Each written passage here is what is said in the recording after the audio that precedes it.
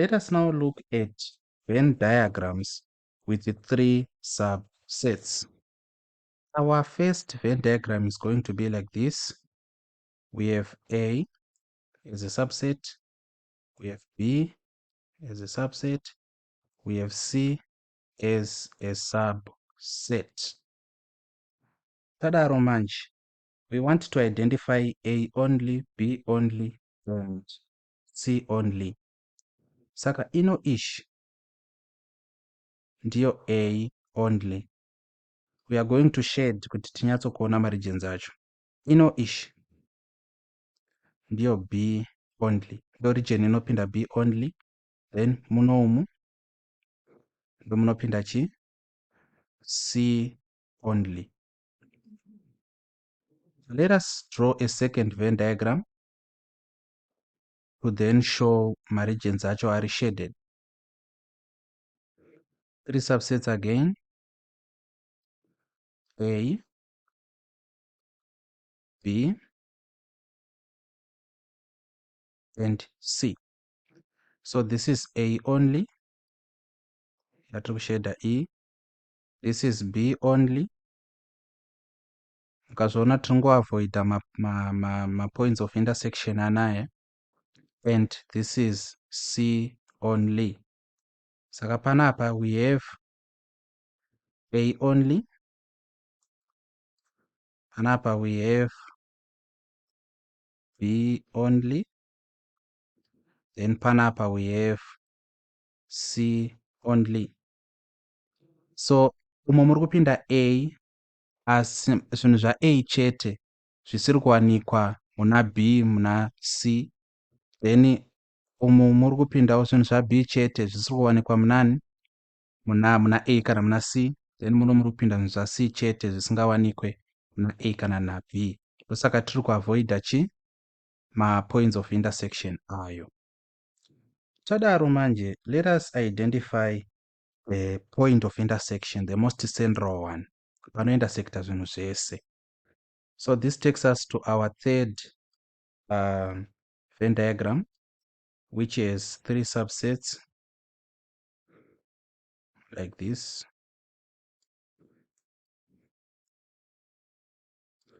Saka a common element inowanikwa muna A, muna B, muna C inenge iri pakati panapa. In set notation, pakati pacho panenge pachinzi ipo A intersecting B intersecting C. Ndo rinenge riri zita rapo. So kana tadai so, let us now look at kunze kwema subsets uku kunenge kuchimbonzi chii. Before we look at kunze kwema subsets, let us look at the union of all three subsets. That takes us to our fourth Venn diagram. We have A, we have B, we have C. Kasheda mukati muno mese like this.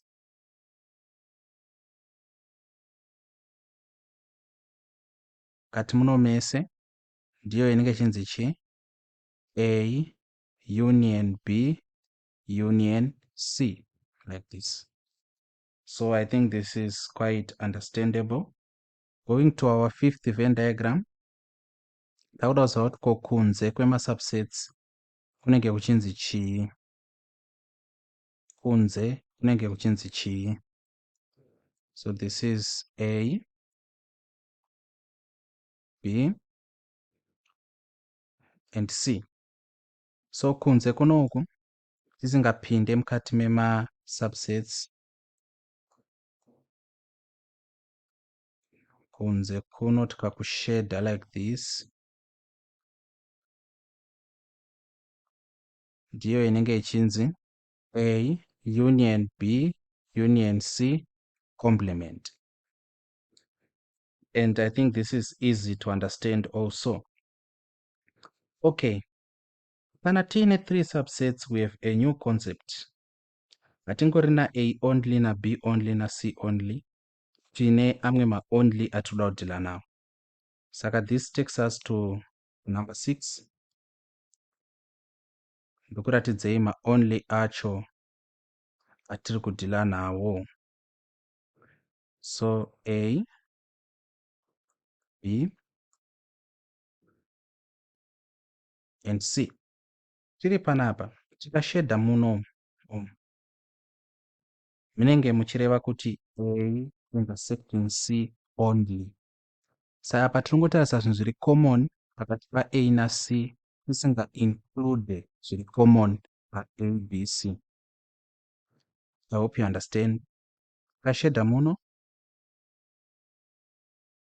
yava A intersecting B only.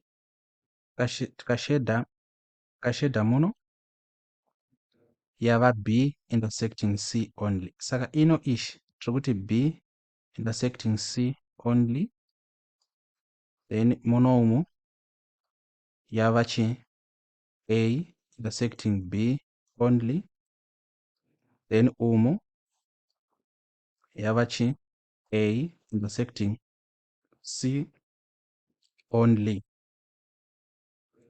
So this is the beautiful part of having three subsets.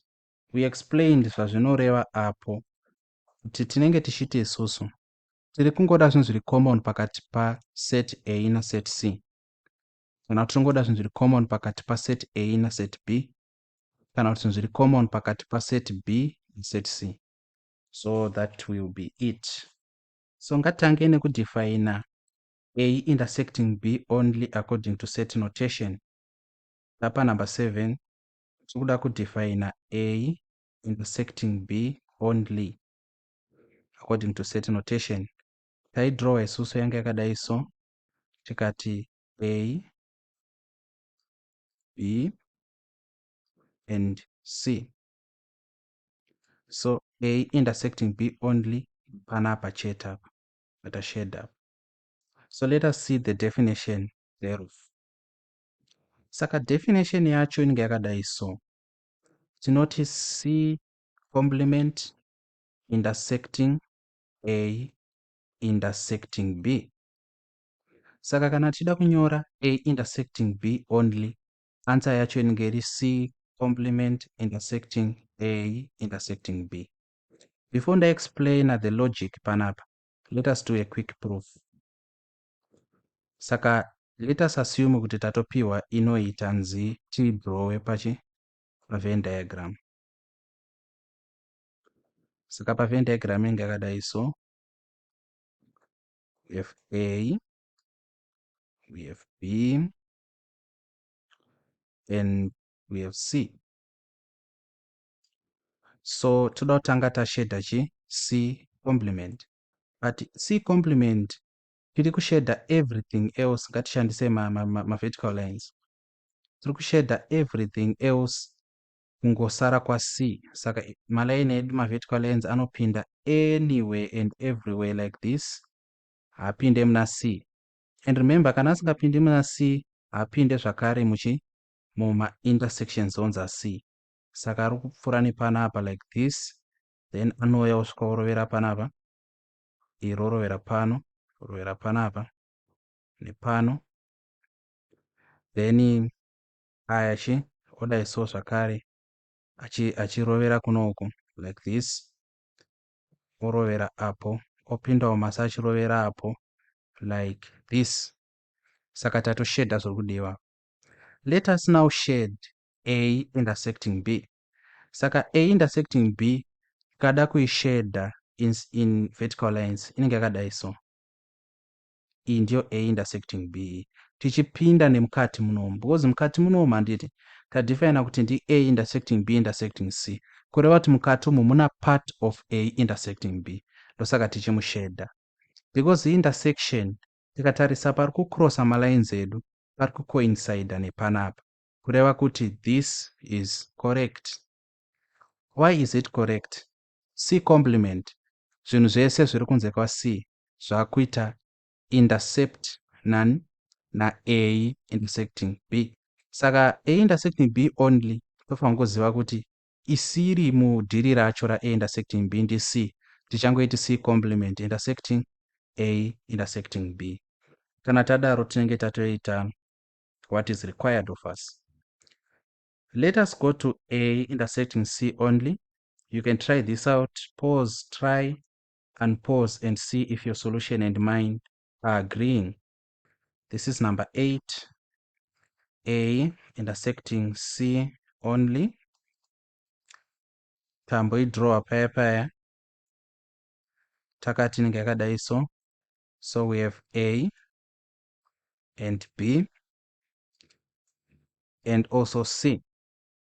Tiri pano A intersecting C only region kanaka aka.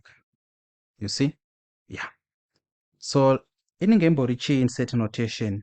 Tinongoti isiri mudhiri paiti B complement intersecting then zviri madhiri A intersecting C like this. And let us run a quick proof. Saka pa proof takuidraw panapa. Saka we have A, B and C like this. Then toda kutanga tashedha chi B complement. Kureva kuti tiri kushedha zvinhu zvese tichijamba B. Saka we have our straight lines like this. Tiri kushedha everything but tiri kujamba B. Saka patosvika pana B ndo patinomuavoida, torovera apo todai, torovera panapa todai, torovera apa todai, so torovera panapa todai, torovera todai. You see? Like this. Then manje takuda kushedha chi A intersecting C. Saka A intersecting C manje.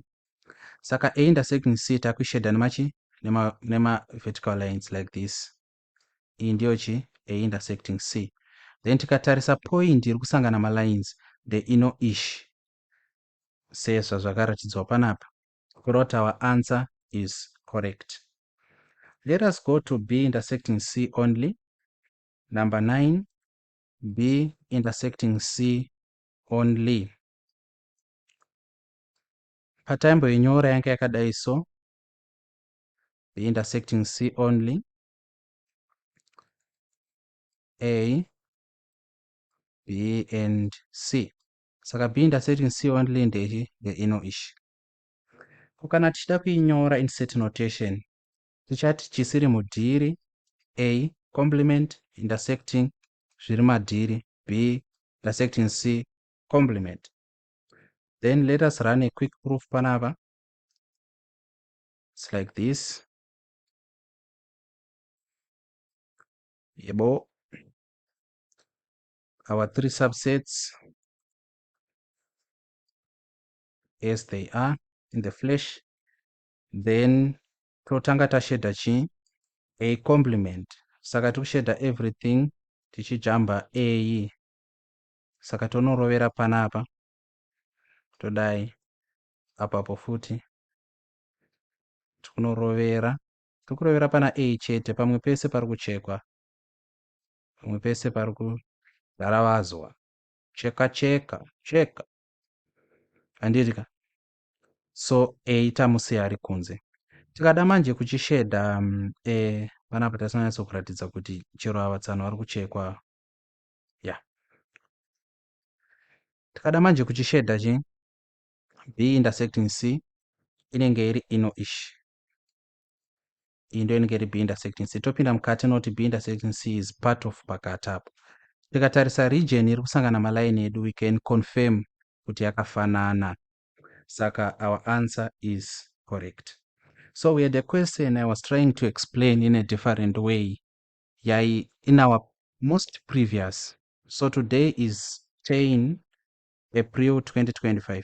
Look at our uploads are 9 April 2025. We had a question there.